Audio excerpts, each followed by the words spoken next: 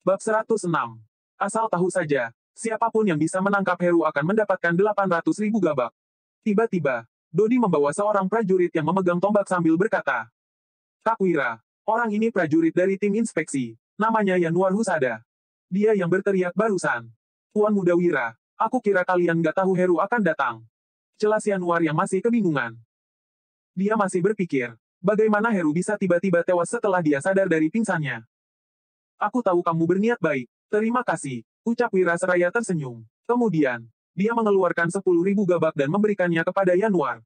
Aku nggak bisa menerimanya. Uang ini terlalu banyak, teriak Yanuar yang terkejut. Dia buru-buru mengembalikan uang tersebut kepada Wira. Yanuar mendengar bahwa Wira adalah orang baik. Itu sebabnya, dia ingin memberitahu para penduduk tentang informasi ini dan tidak ingin Wira mati dibunuh para bandit. Dia tidak pernah berpikiran untuk mengambil keuntungan sedikit pun dari Wira. Kak Wira nggak akan terima uang yang sudah dia berikan. Cepat berdiri dan simpan uangnya, ujar Dodi sambil menarik Yanuar ke belakangnya. Dia benar-benar menyukai karakter pemuda ini. Tuan Muda Wira, besok kalian akan mengangkut jenazah para bandit, kan? Kalau begitu, besok pagi aku akan membawa orang-orang kemari untuk membantu, kata Jamadi yang juga ingin berkontribusi sembari tersenyum menyanjung. Wira pun memicingkan matanya, lalu menimpali, kalau kamu benar-benar ingin membantu, masih ada kesempatan untukmu malam ini. Jamadi seketika bersemangat mendengarnya. Dia bertanya, terima kasih banyak, Tuan Muda Wira. Apa yang bisa kami bantu? Wira menjawab seraya menyipitkan matanya. Kadir dari desa Tiga Harimau. Bruk. Begitu mendengarnya, kaki Jamadi langsung lemas sehingga dia terduduk di tanah. Kemudian, dia berdiri dengan ketakutan sambil bertanya. Tuan Muda Wira, kamu ingin menyerang desa Tiga Harimau. Apa ini mungkin? Keempat pemanah pun bercucuran keringat dingin. Mereka merasa bahwa Wira benar-benar sudah gila. Semua orang terperangah sesaat karena ucapan Wira ini. Desa Tiga Harimau memiliki Kadir, Heru, Jamal, dan hampir 100 bandit. Heru sudah tewas, jadi masih tersisa Kadir dan Jamal sebagai pemimpin. Sony, Danur, Herman, dan Hamid tampak pucat pasi saking takutnya. Padahal, mereka jelas-jelas memenangkan pertempuran barusan. Para remaja dari tim penangkap ikan yang sangat bersemangat barusan juga ketakutan hingga tidak bisa berkata-kata sekarang. Hanya Danu dan Dodi yang dipenuhi antusiasme. Mereka tampak tidak sabar untuk melanjutkan pertempuran ini.